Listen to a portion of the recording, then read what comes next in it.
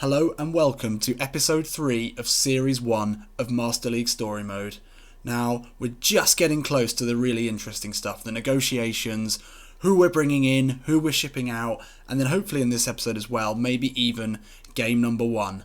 But just as a quick recap, if you've missed episode 1 and episode 2, in episode 1 we revealed that we're going to be playing through this story mode as Tim Sherwood, who's going back to Blackburn to rekindle his glory as a player and try and get them as a manager back into the Premier League. In episode 2, we had a look at the tactics and the formations that Tim's going to be playing, and we tried to get inside his head, as is our wont with Master League Story Mode, and see how he would approach the Blackburn job if he was given it. We also had a look at the players that he has at his disposal, and we tried to get an idea of what areas needed strengthening, and that's what we're going to do now. We're going to take a look at the negotiations, see who to bring in, who to ship out. So, first of all, we're going to be fairly ruthless, and we're going to take a look at our squad, and we're going to see who to put on the transfer list. Okay, so we'll do this pretty quickly. We'll take a look at the overall ratings, and we'll work away from the bottom. There's a lot of players here we can get rid of, so let's just storm through this. As I mentioned in the last episode, we've got a pretty deep squad. So there's a lot of players who aren't really going to be of the level that we need to compete in the championship. So yeah, we can get rid of most of these players. I think we decided we're going to keep Nathan Delfonso as an impact sub. He's quick, that's about it, but we will keep him. Williamson is a central midfielder who's, again, not quite good enough. Central midfield is an area that we decided is definitely somewhere we need to strengthen. Above that, we need a second keeper. Evans just snuck into the first team squad at the moment, but he'll be one of the first to go. But other than that, we had, I believe, Conway, who, although a decent player, does not fit into Sherwood's tactics. So there we go. Let's see if we can get some of those sold, hopefully. Okay, so when it comes to transfers, there are some restrictions that are put in place in Master League Story Mode just to make things a little bit more difficult. Basically, we're going on the assumption that Tim doesn't really have the connections or the nous or the knowledge to be able to use the advanced search to look for any player in the world and find those players that are out of contract, transfer listed from the Brazilian League, from the Dutch League, from South America. You know, he doesn't have those connections, so we're going to limit him in terms of the advanced search to only looking at players from clubs that he's either played for or he's managed at. So in terms of managing, he has managed Aston Villa and Tottenham, as I've mentioned. So we can look at buying players from those teams. Teams that he's played at, bring in Norwich and Watford into that equation. So that's 4 teams that we can look at there. A slight extension to this is as well, if I can find any connection that Tim has with, say, a manager at a team, then we can bring that in. So, for example, we can look to buy players from QPR because Tim played with Les Ferdinand at Tottenham and Les Ferdinand is director of football at QPR. So, that does sound quite complicated, but, you know, it adds a little bit of difficulty to the transfers. If you give yourself too much license in the transfer window, you can sell all your players, bring in great players in the championship, and you can dominate. It's almost too easy. So that's why these restrictions are in place. So that's how the advanced search works. What this does, by limiting the teams that we can deal with, it really puts a lot of importance on the scouting report and the scouting instructions that we put in place. Now, we know from looking at the team that we're after a goal-scoring winger. I think that was one of the areas that we looked at. Definitely an attacking midfielder. That's a big one. A central midfield partner for Danny Guthrie is important. And in terms of defence and goalkeeper, we were pretty set. So there are definitely 3 players we want to bring in. Attacking players and a central midfielder. I'm going to leave it on bolster weak spots to begin with a scout. See how they do there. You can sometimes get some interesting stuff come up. So we wait and see what the scouting report says. In the meantime, we can have a look at some of the teams that I mentioned, some of Tim's connections. So we'll start with his last club, Aston Villa, and we'll see if there's anything in there that takes our fancy. Now, instantly, I'm thinking Jordan Veretout would be an excellent signing. Wow, look at those stats, incredible. He has really got a great spread of stats there, lots of green. He's a good passer, excellent passer. He would be an exceptional partner to Danny Guthrie in the midfield. One-touch passer. He's more of a playmaker, I think, than Danny Guthrie is, but he's got some strength. He's not super strong, not really a ball winner either, but you know, I think he would be great. So I think we're going to try and save our transfer budget, which isn't huge. It looks like we're dealing with about 5 million, which probably equates to one decent signing from the scout. So we'll try and get Jordan in on loan. Let's have a quick look down here. Again, defenders we don't really need. Scott Sinclair, that'd be interesting. He's quick. His stats aren't great outside of that. And he doesn't really fit into the team. We're looking for a winger, although he can play there. Rudy Gestead would be great. I like him in the Premier League. He's actually done okay for a bit. He's definitely a target man, good in the air, but we've got Jordan Rhodes, so probably don't need to bother with that.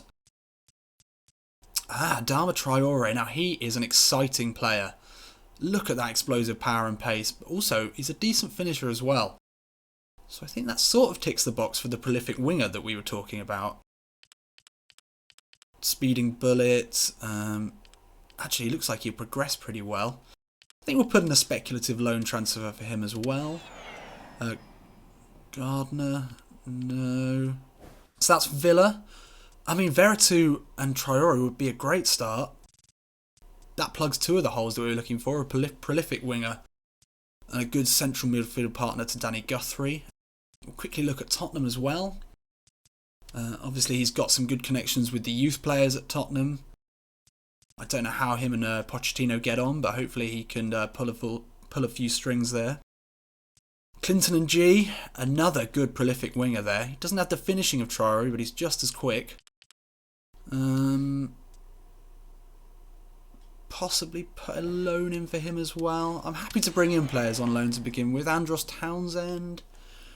I'm not a fan of him in real life. Tom Carroll. That would be an interesting central midfield signing. He's lacking in a lot of areas. He's definitely not the player that Veretout is, so if we can get Veretout in, that'd be great. Dele Alli, 64. Oh wow, and he looks a little bit like Ben Affleck, oddly, with that jawline. I think we'll leave him though. That's it really for Tottenham. Nothing there that really takes my interest. So that takes us now into... Oh no, and Watford as well, sorry. Watford, Tim's old club. He didn't play there for long, but he's probably got a few connections there. So let's see what he can rustle up. Diamanti would be interesting. Look at those wild eyes and that hair. Now he's a great set piece taker in real life. Has he got that here? Place kicking 78. 82 swerve. Yeah, he's definitely good at that in real life. That's pretty accurate. He's got a lot of player skills. You know, he's a cultured player. He's definitely a journeyman at the moment, but yeah, maybe I'll consider him. I'll stick him in the favourites. That's one to consider. Interesting. Who's this? Ulari. He's a tall Belgian striker. Young Belgian striker, we know with the likes of Benteke and Lukaku and Origi, it's a good pedigree. He's strong, 93 body balance, 74 header, and he's huge, 6 foot, way over 6 foot. Good in the air. That'd be a good signing. I think we'll definitely put him in the favourites as well. That's one to consider. Other than that, not a huge amount. So we've got one team to consider in the Championship. As I mentioned, we can extend our search to QPR using the Master League Story Mode transfer rules. If there's any real-life connection that Tim Sherwood has with QPR, which he does in Les Ferdinand, his ex-teammate at Tottenham, now Director of Football. If there's anyone here, then we can definitely consider that. You'll notice I'm going straight to the 2 or above for chances of signing. I find that is the minimum that you can go for. Interesting, Doughty. He's got an interesting stats here. He's a good ball winner. He's strong. Good lofted pass. I mean, he'd be a great, actually. He'd be great alongside Guthrie, winning the ball back. Okay, we'll put in a loan transfer for him. We've got one left before we progress. No, okay. Oh, did we look at Norwich? Oh yeah, we've got Norwich as well, sorry. Tim's first club. His boyhood club. Anything there? Oh no, his second club, sorry. No chances of signing many people here. I like Carl Lafferty. I'm surprised that he's not really done as well in the Premier League as he has as an international player, where he's been deadly. Another tall, great header of the ball, strong as well. I mean, that would be a great signing. We'll stick him in the favourites, but we don't need a striker at the moment. As I said, it's an attacking midfielder, central midfielder, prolific winger. So, no, nothing there. I've been having a think about some other teams that we can utilise the 6 degrees of Sherwood rule, which I'm going to call it now, so anyone that he's played with. And this would be great, actually, if anyone can help me out in the comments. If you can make a connection with a manager or even a backroom coaching staff at any club in the world who's either played with Tim Sherwood or was at a club when he was managing, then I can buy players from that team, which would be great. So if you can help me out in the comments, suggest any teams. I've had a little think, and there is one other that you may not think of, and he may not be there for much longer. But, yeah, it's Gary Neville at Valencia. Who'd have thought it? They played together in the England team. That did take a bit of research from me. They played together, I think it was the Euro 96, maybe I remember reading. Wow. Alcacer. Now that would obviously be a ridiculous signing. We'll put in a speculative loan for him.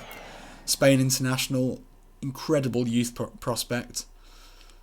So, yeah, we'll see how we do there. Anyone else here that might fit into? Who's this? Arda Paul, I don't know him. He's an attacking midfielder who doesn't seem to be able to pass or finish really, but he can really belt the ball and he's quick. We'll add him to the favourites as well, just to consider him. So that's about it for the players that we can sign using Tim's existing connections. So we'll wait and see what the scout report comes back with. And it's time to press the button. That's exciting. We're going to forward time for the first time. We really are away now. So, 1, 2, 3, let's go. Oh, we've got something back already. Wow, we've got... Oh no. I'm almost tempted not to sign him because that is so ridiculous. There's no way. I mean, maybe he was surplus to requirements of Valencia. Maybe a loan bid for a while wouldn't be ridiculous, but we'll see. We'll see how that goes. So this is going to be interesting. Yeah, as I said, I'm pretty torn. Let's see how we do. So, we've had a bid in for our third choice keeper. I think we'll definitely allow Raya to go out. Now, first of all, Veretout. Okay, so that looks to be a no-brainer for me, really. Just over 500,000, 600,000 transfer fee as a loan for a year. I mean, he is an exceptional player for the Championship. He's creative midfielder. He's good from spot kicks. He's an all-round great player. I mean, as far as I'm aware, in terms of the players that actually Sherwood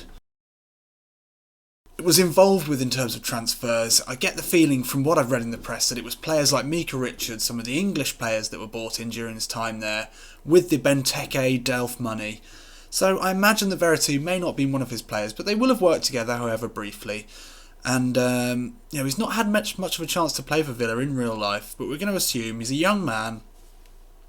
Villa have decided that they want to give him a bit of experience because he's not had much of a chance to break into the squad, although they are by far the shittest team in the world at the moment. He's not had a chance, so they're going to let him go out on loan to Blackburn.